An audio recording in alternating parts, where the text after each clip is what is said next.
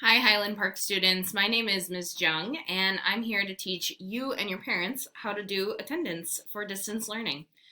So in today's presentation, we are going to show how a student can input their attendance, and then we're going to also show how a parent can input their attendance.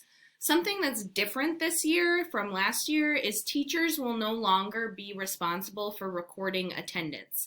It's your responsibility to sign in each day to say that you were there.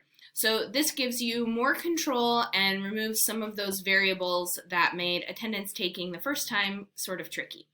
So again, there's two ways that this can happen.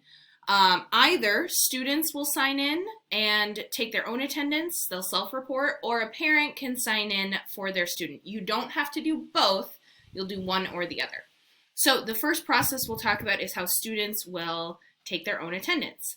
So on the very first day of school, which is next Tuesday, students will log in to the Campus Student iPad app. That's going to be found on your home screen. The first time you do it, you're going to have to click on a thing that says Change District. It'll be on the bottom of the app login page, and then you're going to look for St. Paul. Don't look for your school, because your school is different from your district. So look for your district. Our district is St. Paul Public Schools. Another option, if you don't have the iPad app and you're worried, you can still sign in by going to Safari or Chrome, whatever you use to go on the internet, and then you're going to type in onestop.spps.org. That's onestop.spps.org. You don't have to do both, you can do either. So if you don't have the app, you can log in on the website.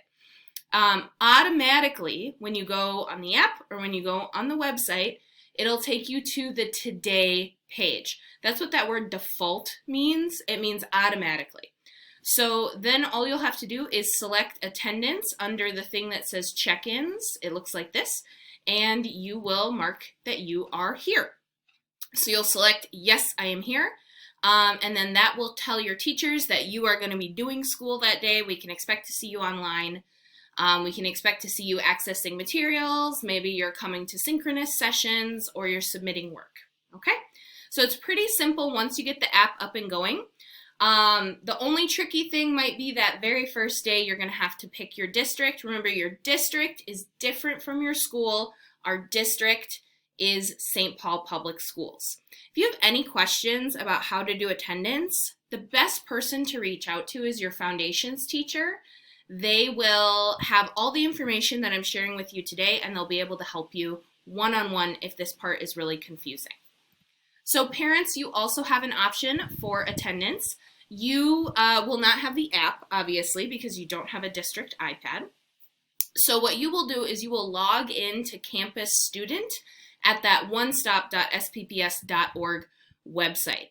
The language here says parents will likely default to the Today page, so we're going to hope that that is the case.